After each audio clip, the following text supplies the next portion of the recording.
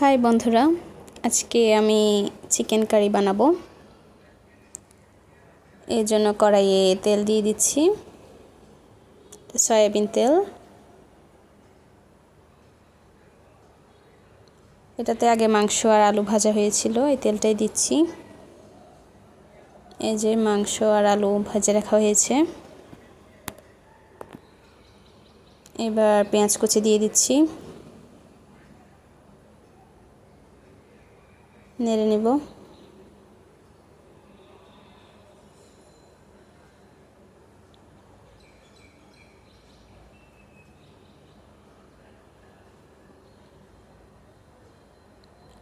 পেঁয়াজ বাটাও দিচ্ছে, রসুন বাটা, আদা বাটা। এবার সব একসাথে নাড়ব।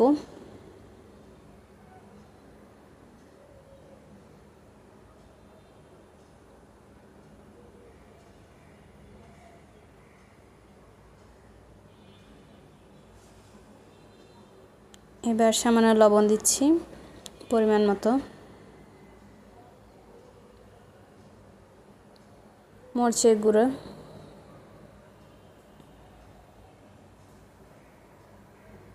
বেশি করে দিচ্ছি মরিচের গুঁড়ো একটু।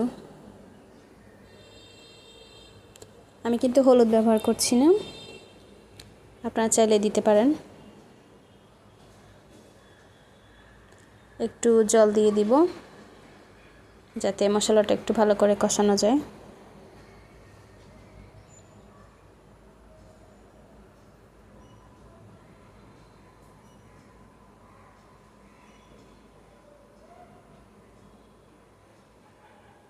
ভালোভাবে মিক্স করছি।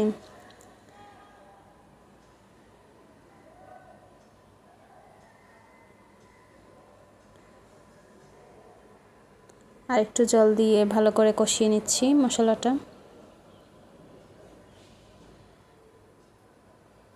মশলা যত বেশি কষানো হবে চিকেন কারির চিকেনটা খেতেও ভালো লাগবে অনেক, ঝোলটা তো অনেক মজাদার হবে।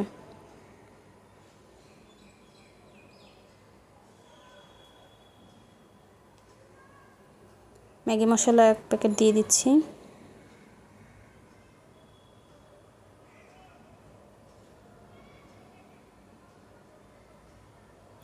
আমি কোনো গরম মশলা ব্যবহার করছি না এখানে।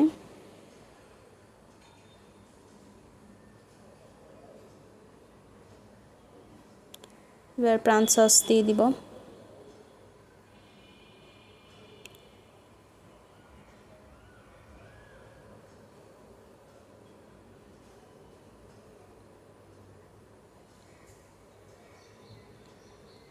সসটা বেশি দিলে টেস্ট ভালো হয়।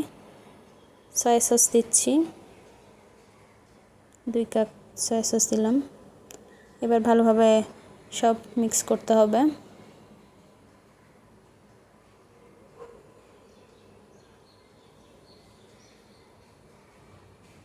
মুরগির লাল ঝোল যেটাকে বলে সেটাই তৈরি হচ্ছে, একদম লাল লাল করে। ঝোলটা লাল হলে অনেক দেখতেও সুন্দর লাগে, খেতেও মজাদার হয়। এই পর্যায়ে আমি মাংস, আলু ভেজে রাখা এগুলো দিয়ে দিব।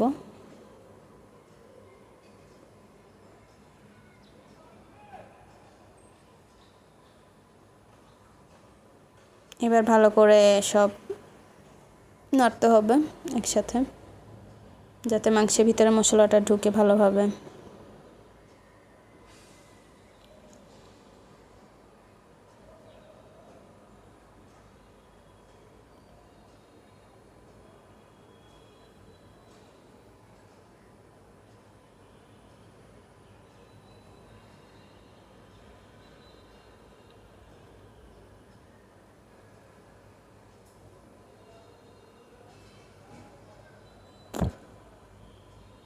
এখন জল দিয়ে দিচ্ছি হালকা। এবার ভালোভাবে কষানো হবে।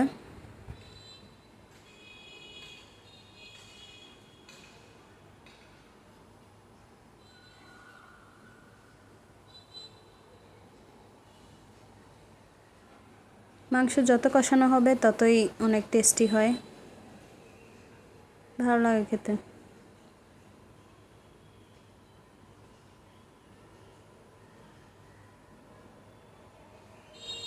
এবার আমি ঢাকনা দিয়ে দিব যাতে মাংসটা ভালোভাবে কষানো হয়ে যায়।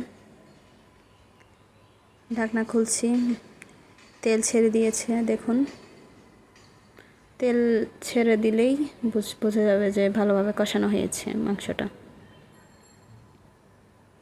এই যে কালার এসেছে অনেক সুন্দর।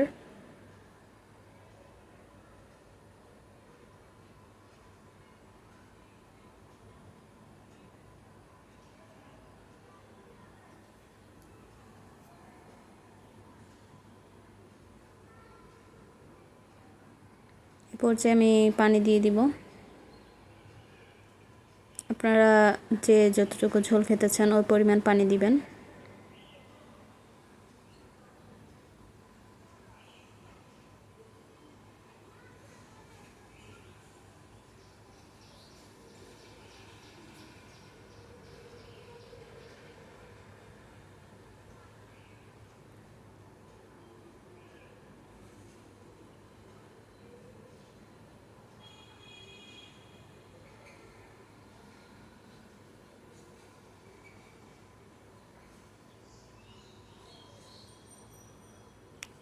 এই যে ফুটছে, মাংসটা প্রায় হয়েই এসেছে।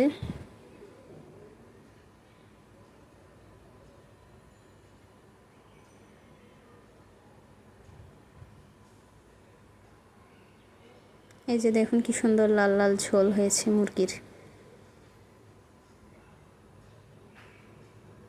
খেতেও কিন্তু দুর্দান্ত হয়েছে।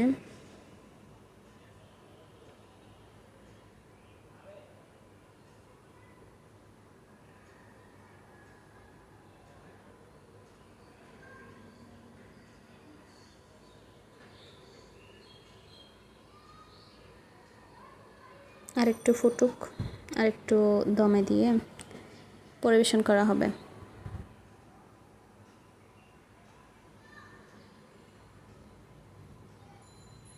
একটু পরে নামিয়ে নিব।